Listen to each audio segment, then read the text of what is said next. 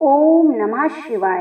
हर हर महादेव। प्रिय भक्तजनों, आज मैं आप सभी को भगवान शंकर की बड़ी ही अद्भुत कहानी सुनाने जा रही हूँ। एक बार भगवान शिव पृथ्वी लोक पर भ्रमण करने के लिए गए तो उन्होंने एक युवक को देखा। वह युवक ईश्वर को दोष देता जा रहा था। वह अपने जीवन से निराश था, दुखी था। ये सब देखकर भगवान शिव एक महात्मा का रूप धारण करके उस युवक को असली दुख के बारे में ज्ञान देते हैं। तो चलिए इस कहानी के माध्यम से समझते हैं कि असली दुख क्या होता है। अगर आप यह कहानी सुन रहे हैं तो पूरा सुनिएगा। इस कथा को आधा अधूरा छोड़कर जाने की गलती मत करिएगा, क्योंकि इस कथा को सुनने वाले को मन चाहे फल की प्राप्ति होगी। इस कथा को पूरा सुने। आप भगवान शिव के भक्त हैं तो भोलेनाथ का अनादर ना करें और कमेंट बॉक्स में ओम नमः शिवाय, हर हर महादेव जरूर लिखिए। दुख और सुख एक ही सिक्के के दो पहलू हैं। सुख और दुख हमारे जीवन में लगातार आते रहते हैं और हमें लगता है कि हमारे जीवन में हजारों दुख हैं, हजारों समस्याएं हैं। लेकिन अगर आप वास्तविक तौर पर देखें और अगर आप इस बात को अच्छे से समझें तो समझ पाएंगे कि हमारे जीवन में केवल एक दुख होता है। और वो दुख कौन सा होता है और उस दुख का क्या निवारण है, हम यही जानने की कोशिश करेंगे इस कहानी के माध्यम से। एक समय की बात है, एक गांव में एक व्यक्ति रहता था। उसका नाम हरिहर था। वह बड़ा आलसी था और अपने जीवन से बहुत निराश था। उसका कारण यह था कि उसने अब तक अपने जीवन में कुछ भी हासिल नहीं किया था। वह कुछ भी नहीं करता था। उसके घर वाले भी इस बात से बहुत परेशान रहते थे। वह चाहते थे कि वह बाहर जाकर कुछ अच्छा काम करे, कोई अच्छी नौकरी करे, लेकिन वह उनकी एक न सुनता। उसके घर वाले दूसरों का उदाहरण देकर उसे ताने मारते, उसे तरह तरह की बातें कहते, लेकिन उसे कोई फर्क नहीं पड़ता। जबकि उसके सारे मित्र कामयाब हो चुके थे, कोई अच्छा व्यापार कर रहा था, कोई अच्छी नौकरी कर रहा था। जिस कारण भी वह लोग मिलते तो वे लोग अपनी बढ़ चढ़कर बड़ाई किया करते, लेकिन हरिहर को कुछ नहीं करता था। जिस कारण जब भी उससे कोई पूछता कि तुम क्या करते हो, तो वह कुछ करता तो था नहीं। इसलिए वह हमेशा एक ही बात कहता, मैं कोशिश कर रहा हूँ। लेकिन उसकी कोशिश का कोई भी फल किसी को नजर नहीं आ रहा था। देखते ही देखते अब ऐसा समय आ चुका था कि हरिहर सभी से मुंह छुपाता फिरता था, ताकि उससे कोई यह ना पूछे कि तुम क्या करते हो। लेकिन वह कभी किसी के सामने नहीं आता। धीरे धीरे उसका मन दुखी होने लगा था। हरिहर अब बहुत निराश रहने लगा था, मानो वह इस धरती पर बोझ है। इसलिए वह अपने आप को अकेला महसूस करता था। एक दिन उसके मन में विचार उत्पन्न होने लगा कि मेरे हाथों कुछ नहीं है तो मैं क्या कर सकता हूँ। अकेले बैठकर वह रोता रहा और भगवान को दोष देता रहा। एक दिन छुपता छुपाता हुआ घर से निकलकर कहीं जा रहा था। तभी उसने रास्ते में देखा कि एक महात्मा लोगों को प्रवचन दे रहे हैं और प्रवचन में वे दुख की बातें कह रहे हैं। हरिहर अपना मुंह छुपाकर वहीं खड़ा हो गया ताकि उसे कोई देख ना ले और चुपचाप उन महात्मा जी की बातें सुन रहा था। महात्मा जी सभी को प्रवचन में कह रहे थे कि दुख हमारा सबसे बड़ा साथी है। ये दुख अपने जीवन के बारे में समझाता है और सही जीने का तरीका बताता है। दुख हमारे गुरु की तरह है जिससे हमें सीखना चाहिए। आप चाहें तो अपने जीवन में दुखों को अपना गुरु बना सकते हैं और उससे सीख सकते हैं, या फिर आप चाहें तो अपने दुखों पर बैठकर रो सकते हैं। लेकिन इससे आपको कोई लाभ नहीं मिलेगा, बल्कि आप प्रतिदिन कमजोर होते जाएंगे। हरिहर छुप छुप कर उन महात्मा जी की बातें सुन रहा था। जैसे ही उपदेश खत्म हुआ, हरिहर उन महात्मा जी के पास पहुंचा और कहने लगा, हे महात्मा जी, अभी आप कुछ देर पहले दुख को गुरु बता रहे थे। आप कह रहे थे कि दुखों से हमें सीखना चाहिए, हमें उन्हें अपना गुरु बनाना चाहिए। लेकिन मैं भी तो अपने दुखों से परेशान हूँ। मैंने अब तक जो दुख झेले हैं, मुझे तो कभी ऐसा प्रतीत नहीं हुआ कि मेरे दुख मुझे कुछ सिखा रहे हैं, बल्कि मुझे तो हमेशा यही लगता है वह मुझे पीड़ा दे रहे हैं। दुख की पीड़ा बहुत भयंकर होती है। ऐसा लगता है जैसे अब इसके बाद हमारा जीवन समाप्त है, इसके बाद हमें कुछ नहीं मिलने वाला, यहाँ तक कि हमें मृत्यु भी उसके सामने कम लगने लगती है। जब लोग ताने मारते हैं, जब लोग यह कहते हैं कि तुम क्या कर रहे हो, तो मन को बहुत ठेस पहुंचती है और मैं उनसे कुछ कह नहीं पाता। हरिहर की बातों को सुनकर महात्मा जी कहते हैं, बेटा तुम्हें क्या दुख है और तुम दुख के बारे में ऐसी बातें क्यों कह रहे हो। हरिहर ने अपने ऊपर बीती हुई सारी बातें महात्मा जी को बता दी और कहने लगा, हे महात्मा जी, क्या आपके पास मेरे दुख का समाधान है। हरिहर की बातें सुनकर महात्मा जी मुस्कुराए और कहने लगे, बेटा जब तुम्हारे जीवन में असली दुख आए तो मेरे पास आना, मैं तुम्हारे दुख का समाधान अवश्य बताऊंगा। उन महात्मा जी की बातें सुनकर हरिहर अचरज में पड़ गया।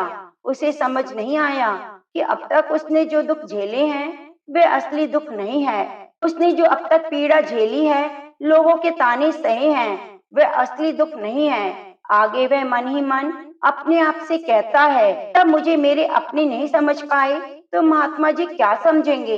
इतना सोचकर हरिहर वहां से अपने घर की ओर चला आया। अब हरिहर लोगों के ताने सुन सुनकर थक चुका था, निराश हो चुका था, जिस कारण उसने निर्णय लिया कि वह कुछ करके दिखाएगा। उसने अपने पिता से थोड़ा रुपया लिया और उन रुपयों से व्यापार शुरू किया। उसके पिता खुश थे कि कम से कम बेटा कुछ करने का प्रयास तो कर रहा है, लेकिन उसे व्यापार में सफलता नहीं मिल रही थी, जिस कारण वह बहुत निराश हो चुका था। हरिहर यह नहीं समझ पा रहा था कि वह क्या करे, किस तरह अपने व्यापार को आगे बढ़ाए। तभी उसके पिता ने उससे कहा, बेटा कोई बात नहीं, इसी तरह प्रयास करते रहो, आज नहीं तो कल सफलता अवश्य मिलेगी। हरिहर ने अपने पिता की बात मानी। हरिहर अब अपने व्यापार में और कड़ी मेहनत करने लगा।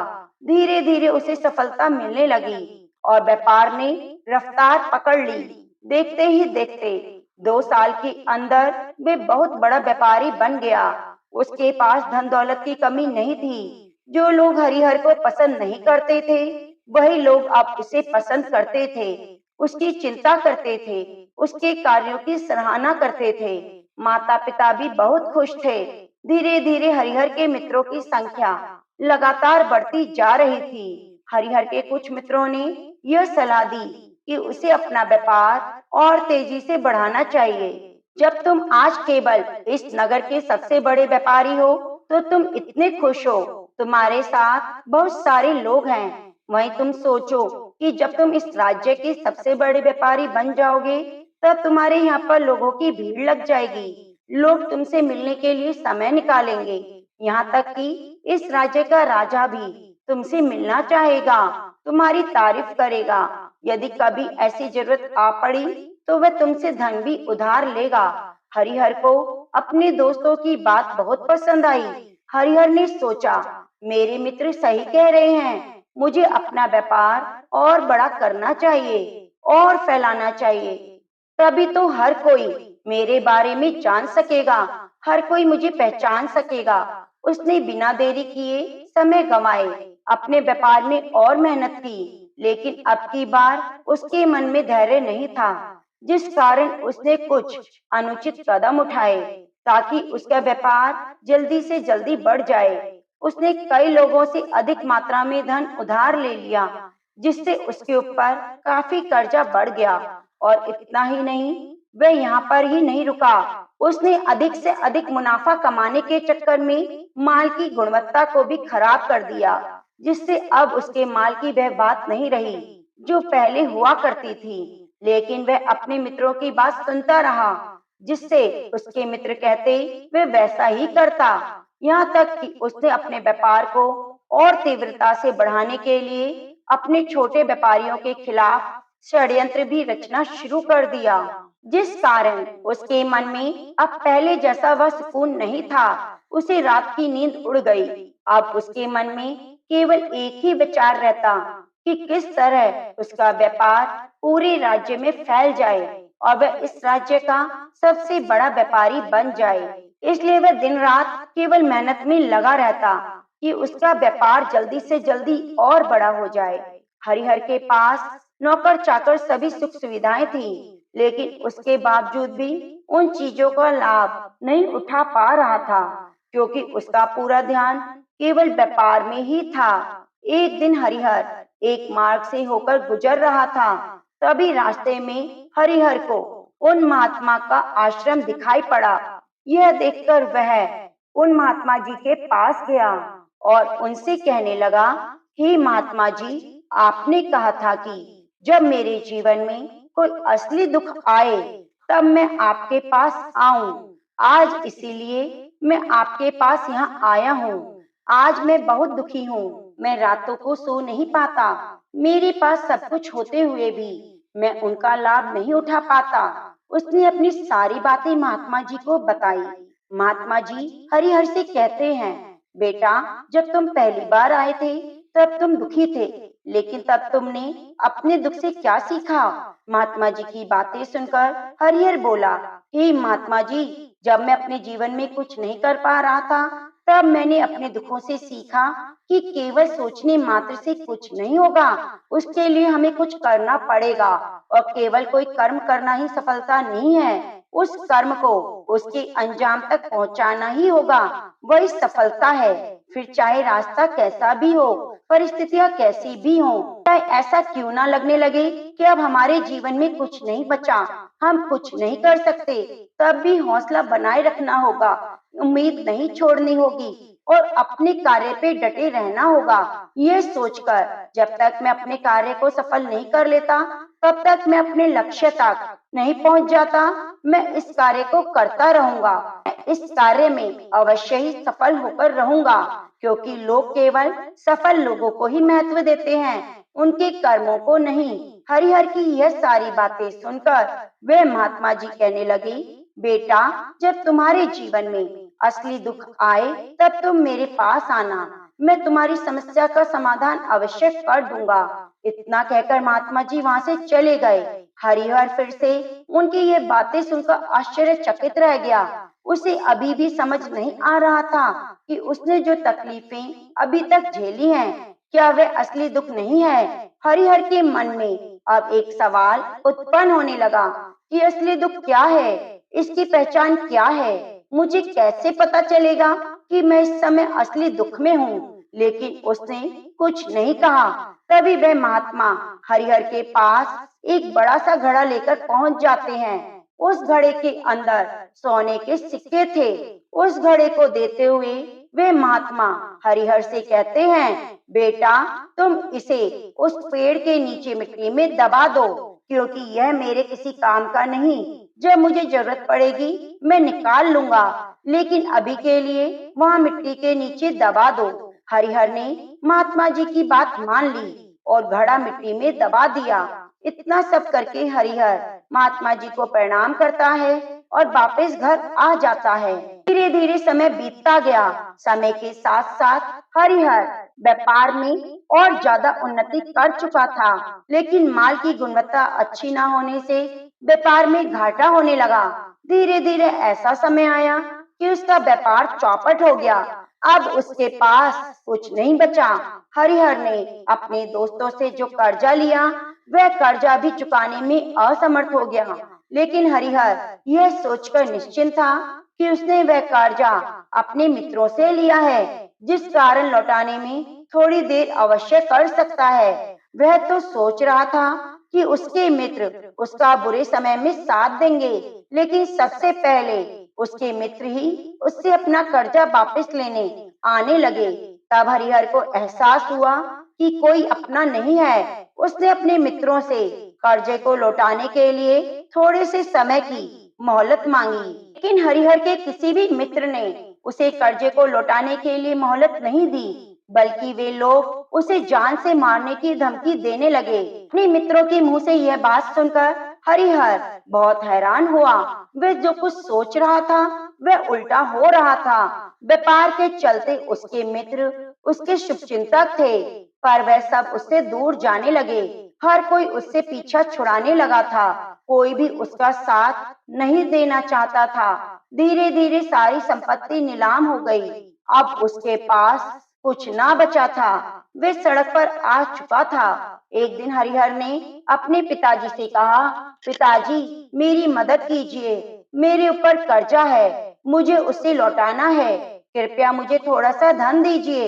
इस पर हरिहर के पिता ने हरिहर से कहा, बेटा मेरे पास यही एक छोटा सा घर है, अगर यह भी तुम्हें दे दूंगा और मैं और तुम्हारी माँ फिर कहाँ रहेंगे, हमें दर दर की ठोकरें खानी पड़ेंगी। ले देकर अब हमारे पास यही है, इसलिए मैं तुमसे क्षमा मांगता हूँ। अपने माता पिता के मुख से यह सुनकर हरिहर चुपचाप वहां से चला गया और मन ही मन वह सोच रहा था कि मेरे पास अब कुछ नहीं बचा। मेरे पास जो कुछ था वह सब कुछ तो लुट चुका है। मेरा सब कुछ बर्बाद हो चुका है। भला अब मैं जीकर क्या करूँगा? अब मेरे पास केवल एक ही रास्ता है जिससे मैं अपने कर्जदारों से पीछा छुड़ा सकता हूँ। ये सोचता हुआ वह एक ऊंची पहाड़ी पर जा पहुंचा। वह पहाड़ी पर चढ़ने ही वाला था कि तभी उसे याद आया कि महात्मा जी ने कहा था, जब तुम पर असली दुख आए तो मेरे पास आ जाना, मैं तुम्हारी समस्या का समाधान कर दूंगा। यह सोचकर हरिहर के मन में एक विश्वास आया और वह महात्मा जी के पास मिलने के लिए हुआ जा पहुंचा। हरिहर ने उन्हें प्रणाम करके अपने ऊपर बीती हुई एक एक बात महात्मा जी को बता दी। कहने लगा, हे महात्मा, आपने कहा था जब मेरे ऊपर असली दुख आए तो मैं उसका समाधान अवश्य करूंगा। तभी मैं महात्मा जी हरिहर की इस बात को सुनकर मुस्कुराने लगे। कहते हैं, बेटा कहाँ है असली दुख? जब तुम्हारे जीवन में असली दुख आएगा तो मैं उसका समाधान कर दूंगा। उन महात्मा जी के मुख से यह बात सुनकर हरिहर के सब्र का बांध टूट गया और हरिहर ने महात्मा जी से कहा, क्या मैंने आज तक जो दुख झेला है, जो तकलीफ झेली है, वह असली दुख नहीं है? तभी वे महात्मा जी हरिहर से कहते हैं, बेटा पहले तुम यह बताओ, तुम अपने दुख से क्या सीखा? इसका जवाब देते हुए हरिहर ने महात्मा जी से कहा, हे महात्मा, मैंने तो यही सीखा, जो लोग तुम्हारी तरक्की से तुम्हारा पीछा करते हैं वही लोग अवश्य ही तुम्हें धोखा देंगे, क्योंकि ऐसे लोग बुरे समय पर तुम्हारा साथ नहीं देने वाले, बल्कि तुम्हारा फायदा उठाने का वह हर प्रयास करेंगे। इसलिए ऐसे लोगों से दूर रहना चाहिए। इसलिए ऐसे लोगों पर भरोसा ना करें, बल्कि जो लोग तुम्हारी असफलता के समय, तुम्हारे बुरे समय पर तुम्हारे साथ खड़े हैं, वही तुम्हारे असली मित्र हैं, वही तुम्हारे साथ रहेंगे। और ऐसे लोग तुम्हें बहुत कम मिलते हैं। जिन्हें ऐसे लोग मिलते हैं उन्हें हमेशा उनकी कद्र करनी चाहिए। जब तुम कोई कार्य कर रहे हो तो उसे पूरी ईमानदारी से करो, धैर्य रखो, लालच ना करो, क्योंकि ऐसा करने से तुम्हारे साथ बुरा ही होगा और तुम्हें हमेशा नुकसान होगा। हरिहर की यह सारी बातें सुनकर महात्मा जी उसे घड़े के पास ले गए, जहाँ उस घड़े को उन्होंने मिट्टी में दबाया था। उन्होंने गड्ढा खोदा। वह घड़ा हरिहर के हाथ में थमाते हुए महात्मा जी ने हरिहर से कहा, यह लो, अभी इससे तुम अपना काम चलाओ। जब तुम्हारे जीवन में असली दुख आए तब तुम मेरे पास आ जाना, मैं अवश्य ही उसका समाधान कर दूंगा। हरिहर महात्मा जी की बात सुनकर बड़ा हैरान हुआ। उसे ये समझ नहीं आया कि आखिर असली दुख क्या है, लेकिन उसने अपने हाथों में पकड़े उस घड़े को देखा जिसके अंदर सोने के सिक्के थे। यह देखकर उसे मन ही मन यह लगा कि चलो अब तो थोड़ी सी राहत अवश्य हो जाएगी, मैं अपने मित्रों का कर्जा लौटा दूंगा और एक नया व्यापार फिर से शुरू कर सकूंगा। यही सोचते हुए हरिहर उन साधु महात्मा को प्रणाम करता है और धन्यवाद किया वहां से चल पड़ा। हरिहर ने उन सोने के सिक्कों से सभी का कर्जा लौटा दिया और अपने लिए एक बार फिर से नया व्यापार शुरू किया। व्यापार छोटा था, लेकिन अब की बार हरिहर बहुत खुश था। उसने अपने व्यापार पर काम किया। देखते देखते एक बार फिर से वह बड़ा व्यापारी बन गया। लेकिन अब की बार वह बहुत खुश था, क्योंकि इस बार उसने कोई लालच नहीं किया था, ना ही किसी के लिए षड्यंत्र रचा था, बल्कि उसने पूरी ईमानदारी और मेहनत के साथ अपने व्यापार का काम किया। लेकिन जैसे जैसे वह धनी होता गया, जैसे जैसे आप अमीर बनते जाते हो, आपके मन में एक डर उत्पन्न होने लगता है, और वह डर है कि अपनी दौलत को ना खो देने का, जिस कारण आप लोग दान पुण्य करना शुरू कर देते हैं, लोगों की मदद करते हैं, ताकि आपके जीवन में कोई दुख ना आए। लेकिन यह जीवन सुख और दुख का संगम है, जिस कारण हर किसी को सुख और दुख से होकर गुजरना पड़ता ही है। इसी वजह से एक बार फिर से हरिहर के जीवन में एक और दुख का आगमन हुआ। अब की बार उसने अपने माता पिता दोनों की खो दिया। उसके माता पिता दोनों की मृत्यु हो गई। हरिहर अपने माता पिता से बहुत प्रेम करता था। जब आखिरी बार वह उन्हें देख रहा था, तो उसके मन में हजारों सवाल उत्पन्न हो रहे थे। उसने सोचा, जिस संपत्ति के लिए वह हमेशा लड़ते झगड़ते रहते थे, आज उसकी देखभाल के लिए कोई नहीं था। उसके माता पिता ने जो भी मेहनत की थी, जो भी अपने जीवन में इकट्ठा किया था, वह सब यहीं रह गया। लेकिन अब सब कुछ खत्म हो चुका था। हरिहर का मन बहुत बेचैन था। उसके मन में हजारों सवाल थे। वह अपने आप को बहुत अकेला महसूस कर रहा था। उसे बहुत खाली समय महसूस हो रहा था। उसने इधर उधर देखा, लेकिन उसे कुछ समझ नहीं आया। तभी उसे उन महात्मा जी की याद आ गई, और वह तुरंत ही भागा भागा महात्मा जी के पास पहुंचा। और देखते ही महात्मा जी ने हरिहर से पूछा, क्या बात है बेटा, फिर से कोई दुख आ पड़ा? तभी हरिहर ने कहा, नहीं गुरुदेव, अब तो सब ठीक है, लेकिन आज मेरे माता पिता की मृत्यु हो गई और मैं बहुत अकेला महसूस कर रहा हूँ। मैं बहुत दुखी हूँ। महात्मा जी हरिहर से कहते हैं, इसमें दुखी होने वाली क्या बात है बेटा, यह तो जीवन है। यहाँ पर कोई भी रहने के लिए नहीं आता, और ना ही कोई रहेगा। हम सबकी एक न एक दिन मृत्यु हो जाएगी। मृत्यु कब आएगी ये किसी को नहीं पता। हो सकता है तुम्हारी मृत्यु कल ही आ जाए। मैं तो अभी जवान हूँ, मुझे तो अपनी पूरी उम्र जीनी है। मैं तो कुछ करना चाहता हूँ, और आप कह रहे हैं कि मैं कभी भी मृत्यु को प्राप्त हो सकता हूँ। मृत्यु कभी किसी की उम्र को देखकर नहीं आती, और ना ही किसी को बताकर आती है। सारी बातें सुनकर हरिहर और भी ज्यादा बेचैन हो गया, और चुपचाप वहां से चला गया। उसके मन का वह खालीपन अभी वैसे ही था।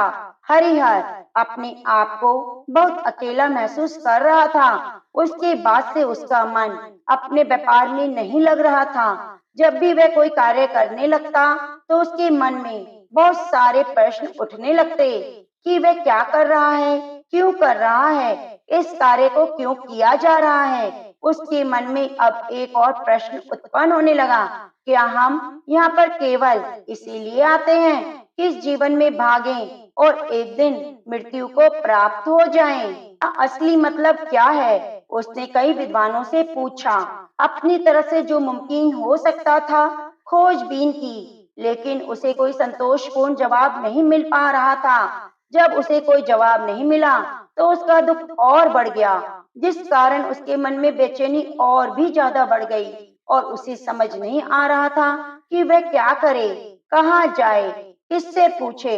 तभी उसे फिर से उन महात्मा जी की याद आई। हरिहर फिर से उन महात्मा जी के पास पहुंचा। उसने अपने मन की सारी बातें महात्मा जी को बताई। महात्मा जी हरिहर से कहते हैं, क्या आज पहली बार तुम्हारे जीवन में असली दुख उत्पन्न हुआ है, जिसे हम दुख कह सकते हैं, जो दुख कहलाने के लायक है। हमें पता नहीं हम क्या कर रहे हैं, कहाँ जा रहे हैं, क्यों जा रहे हैं, वह कौन है, क्या है, क्यों है, हम क्या करना चाहते हैं।